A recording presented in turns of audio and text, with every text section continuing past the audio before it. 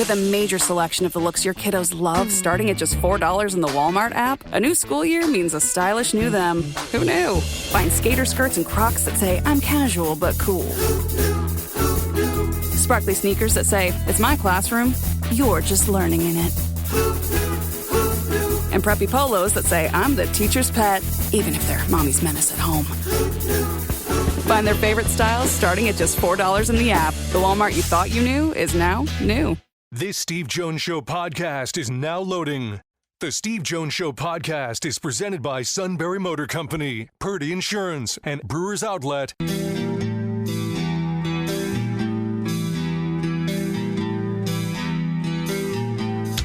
Bringing you an in-depth look at Penn State sports and more. This is the Steve Jones Show on News Radio 1070 WKOK. The Steve Jones Show is presented by Purdy Insurance, Brewers Outlet, and Sunbury Motor Company. Now from the Sunbury Motor Studio, here's Steve Jones. And this half hour brought to you by Sunbury Motors, 4th Street in Sunbury.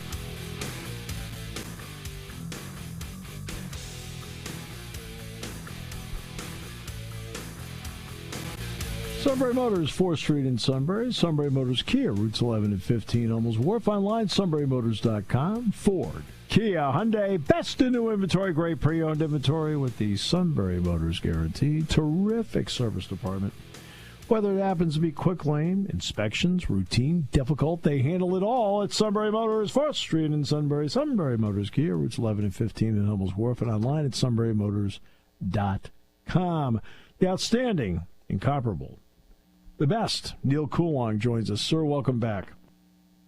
As always, it's great to be here. It's good to be back. A little bit of a break there, but we're ready to go, right? Absolutely. So training camp gets underway. The Watt signing was significant for the entire league because it maybe by a little bit incrementally reset the bar for defensive ends, and you don't think the Micah Parsons people are not looking at that. Your thoughts on the signing of Watt, because there have been some debate in Pittsburgh about whether he should be re-signed. I always looked at it as more, this is inevitable. The Steelers, contrary to civic belief, are not as cheap a franchise as people want to make them out to be. That's right. What they are is selective. And usually what happens this time of the year is people get caught up with whatever the Pirates are doing, or more to the point, not doing. And the same talking point kind of seems to get translated over to the Steelers. The Steelers spend about 10%, roughly, give or take, call it $6, $7, $8 million, somewhere in there, to the salary cap every year. It's not a question of whether they're going to spend money. Their thing is more, they're going to pay top of market for certain people. They are loyal, some might say to a fault in some cases, and the consternation that you hear in regards to Watt, I think, is around that. He's coming off a year that's less Wattian than we've become accustomed to, which really says something, because in a vacuum, it's pretty good. You know, you're not overly crying about it. The number is always what freaks people out. They'll say, well, is he worth $40 million? We can get into the math. If you really want to look at the market, he's absolutely worth that. There's no debate. In fact, I don't think it was ever even really a question. I think what the Steelers like to do is allow that market to be set. So the fact that Garrett's signing came when it did, which was a little bit unusual, it's probably not around the time that you'd see the mega bucks extension given to a team, that sets basically what Watt is going to negotiate. And the exact same thing is why Parsons hasn't signed yet. He's going to wait for Watt because Watt already has been paid, just to kind of make sure Parsons is last, because he's the one that hasn't been paid yet. He's going to be the highest paid. It's not about that. It's about more, you want to escalate from whoever just signed last if you're top of the market. That's how it works. Watt was always going to get what he was going to get. In fact, we could have predicted it within 2-3% probably. Not much of a negotiation beyond maybe guarantee into the third year, maybe a fourth year, how they're going to structure it in years 1, 2, and 3, particular this season, considering what the Steelers are already on the hook for. do they want to improve their salary cap situation right now? Like, do they need the money right now, or are they going to say, well, we can push a bonus into next year more. We'll keep him at the number we were at. All of these things they're tedious, accounting types of things. I don't think it was a question ever of, do we want T.J. Watt? That answer is emphatically yes. They weren't going to let him go. They weren't going to make him play this coming year in kind of a lame duck season, considering the transformation I think that they're already in process of making. Watt is going to be a part of that. He was always going to be a part of that. And I don't think that there's really much to suggest that they ever thought twice about it. It was always just a question of how much and when the deal would come down. And right before camp makes sense. They wanted to participate in camp. He probably wasn't going to otherwise. Whether you call that a holdout, hold in, whatever, I don't care. If he's not participating in the drills with everybody else, he's not participating in camp. They wanted to make sure he was going to do that. They got the deal lined up, pretty far ahead of advance of camp, and now they'll be set with their roster, preparing for what should be a real interesting season in Pittsburgh. Is there any particular position or positions that you're looking at with this team that interest you because it may determine the success of this team? For me, it really is two things. It could be all of them. Let's be honest. You really have to evaluate every position on this team. But the ones that are probably going to stand out the most, because I think they have the most weight on their shoulders, first would be the offensive line. You've got probably a different combination of players, but highly talented, highly regarded, and experienced now. Mason McCormick was not supposed to play last year. The storyline was supposed to be him taking over at right guard this year. He played a bunch last season. He got better as the season went on. Not the greatest rookie year, but pretty good considering where he came from. I would expect him to make a real nice leap this season alongside Zach Frazier. I think is going to be a Pro Bowl level player. We saw a lot of that last season. The big discussion, though, is Troy Fautanu versus Broderick Jones. We're finally getting into that. It's a long time ago these guys were drafted now, it feels like. Now it seems like the plan that they had for the future of their offensive tackles is going to be on the field. We're going to see Broderick Jones at left tackle. We're going to see Fautanu hopefully stay healthy and play. I thought he did very well in very limited action last season, certainly for a rookie. We'll see how he can get through camp this season, take more reps and get better as a player, and how he can contribute. But this is, on paper, the best offensive line I think the Steelers have had on paper in a decade. So that's going to be critical to their success overall. They're going to need to be able to run. They're going to need to be able to provide protection, at least for a shorter passing game, which is what I would imagine they'll do with Aaron Rodgers. But that really swings us over then to the wide receivers. Now you've got DK Metcalf, the big trade, the big signing this offseason, obviously going to be somebody that takes on a pretty good share of targets, something that you would think George Pickens would be responsible for this season. He's out as well. You have not seen really anything of Roman Wilson, though people talk him up as if he's a 5-year veteran. I don't know who he is as a player. We'll find that out. We know that because that title has been transferred from Calvin Austin to Roman Wilson. We don't know who Calvin Austin really is. He's gotten more reps. Seems to be kind of just a maybe 3-target a game kind of guy. Can he be an impact player in a bigger role? Jonnu Smith, though, if we want to discuss receivers as opposed to just the position of wide receiver, I think a lot of 21 personnel is coming, 2 tight end sets. Pat Frymuth is going to be a high target guy. You expect triple digits for him in that area, and Jonnu Smith is going to have to be very effective in short yardage and red zone situations if this team is going to be successful. But again, to me, it's going to come down to the offensive line's ability to carve out a run game and protect the quarterback. If they can't do that, like any team, I guess, they're probably not going to win very many games.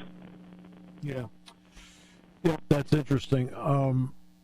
What about the battle? How interested are you to see when they get to the preseason? Because the fans will be interested in this. Will Howard's performance in games in the preseason. Oh, boy.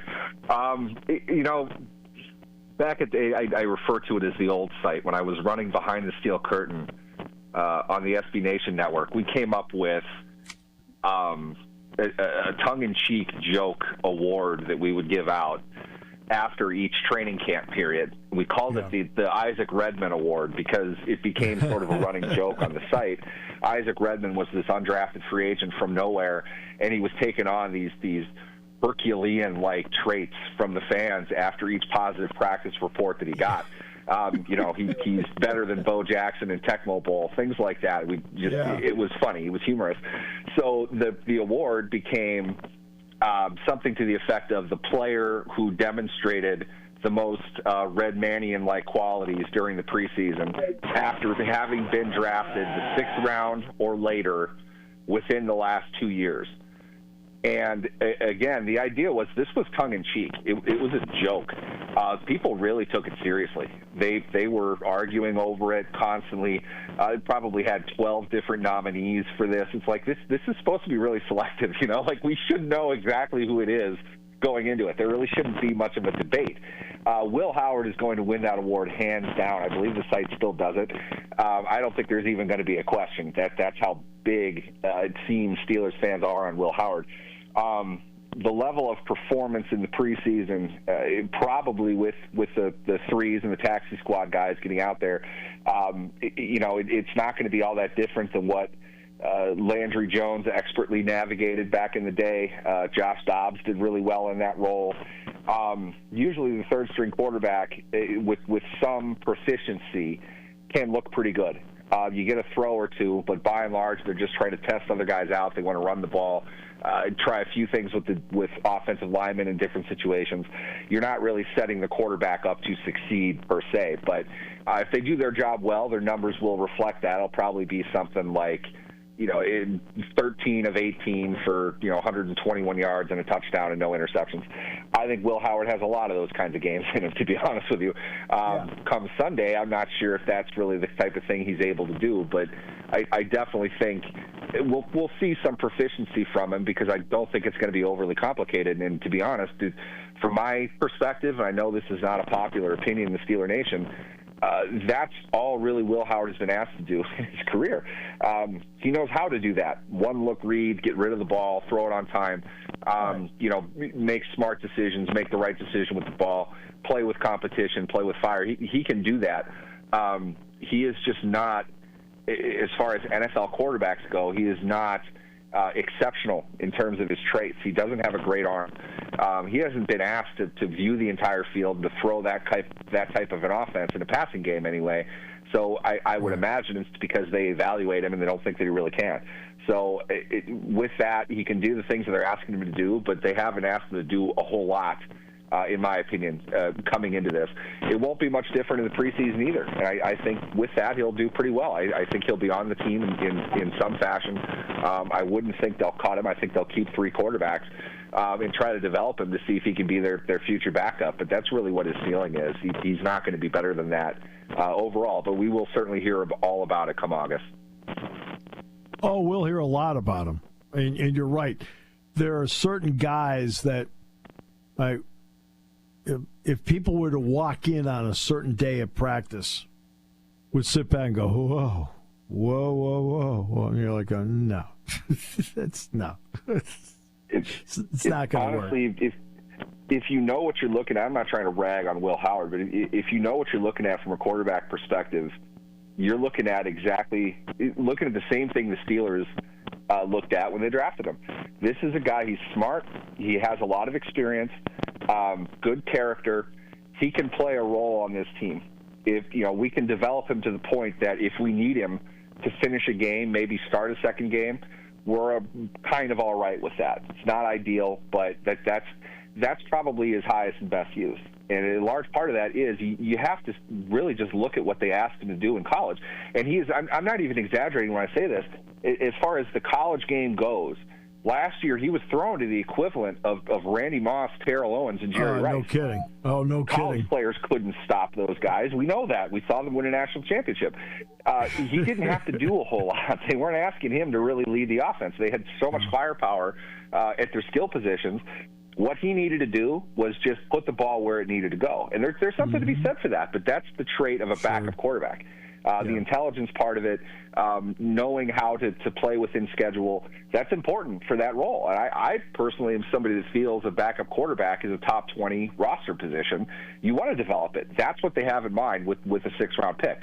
Nobody is evaluating him as a future starting quarterback by choice. He's not going to beat out anybody. And if he's your guy going into a season, I don't know how serious the team really is. And again, I'm not trying to bash him, but a good backup prospect to develop. That's really who Will Howard is. Yeah, no. Yeah, because last year when Penn State played Ohio State, Penn State actually shut down Jeremiah Smith. They shut him down. But Emeka Egbuka had a pretty good day. So, you're right. That's always interesting. Defensively, the linebackers. How do you look at the linebackers? Because we concentrate so much on the pressure up front, and we concentrate a lot on the secondary with Slay now being there with the addition of Ramsey and Joey Porter Jr. What about the linebackers? You invested a good amount of money, the Steelers, in Patrick Queen. Yeah, and I think you got, what would you say, 2/3 of those expectations last year? It felt like there was a gear that was missing with him. And to some degree, I'm willing to concede it's possible that he just wasn't comfortable. He wasn't into it yet. But, you know me, I'm not going to read a whole lot into body language. But it seemed to me like he wasn't the same player that we saw in Baltimore where he was running free a little bit more. Now, let's be honest. When you have Roquan Smith next to you, you can play a bit more aggressively on your end and feel comfortable that somebody's got your back. Maybe that's not the case for the Steelers. I think Peyton Wilson is probably going to be their guy a good chunk of snaps this season, along with Queen, just for his ability in pass coverage. And with that, I think you can see Queen maybe open up a little bit more.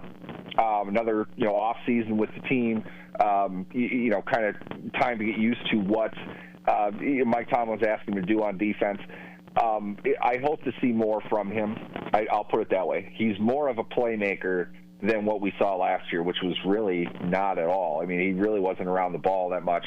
I think he had one pick, and it was so long awaited that people were freaking out for it when it actually happened. It was, I believe, it was a bit into the season. So the expectations are there for him, sure. I mean, it's not hard to get out of this contract after this season, so you don't want to pay a guy $9, $10, $11 million moving forward if he's not making plays on defense. So I think he's a critical component to keeping all sides together, which is exactly why they paid him what they paid him. So I am hoping to see a bit more from him this season, and I think that is possible. We've seen the physical ability. I've always said he's a good, not a fantastic player. There's a reason the Ravens paid Roquan Smith after acquiring him and not Patrick Queen, the guy they drafted. So you're not getting top of position play from him. But I think he can make a few more plays on the ball than he did last season. Yeah, no question about that. And now here comes one really off the wall. We all know Boswell's the place kicker. Can they be a better team when they punt and or return the ball? I remember you and I talking last year about all the changes we expected on special teams and in the kick game in particular.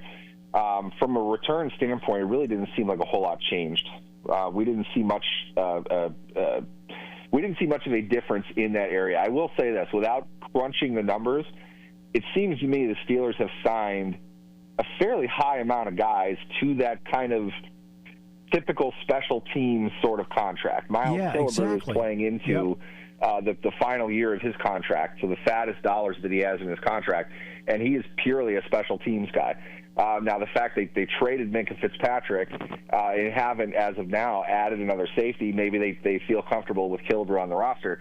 But I felt, honestly, with the other signings that they made, they signed that other linebacker in Baltimore.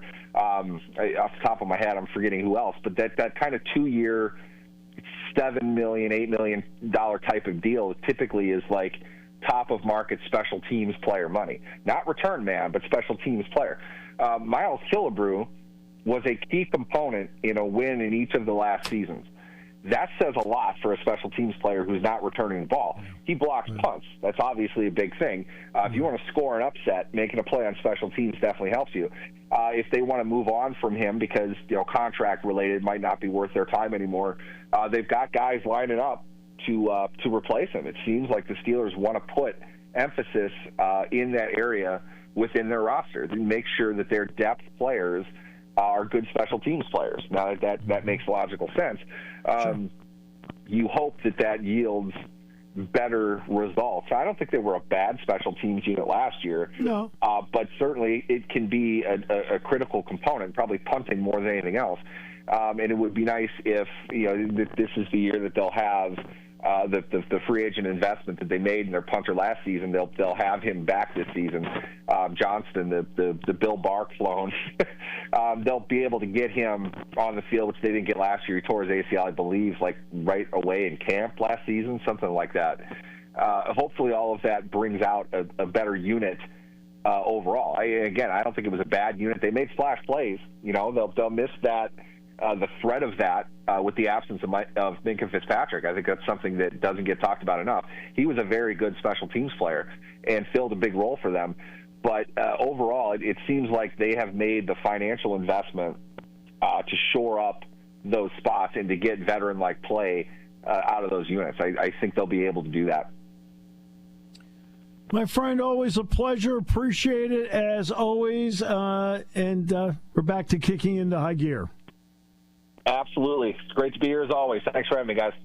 Half hour brought to you by Sunbury Motors on News Radio 1070 WKOK. Hi, this is Season. For over 100 years, the Purdy Insurance Agency has been protecting families and businesses of the greater Susquehanna Valley and beyond. With the experience of our trained and knowledgeable staff, you can rest assured that your needs will be evaluated and met by some of the industry's best representatives. No matter what your insurance needs are, call Purdy Insurance today at 570-286-5855. Visit our website at purdyinsurance.com or check us out on Facebook to see what we can do for you.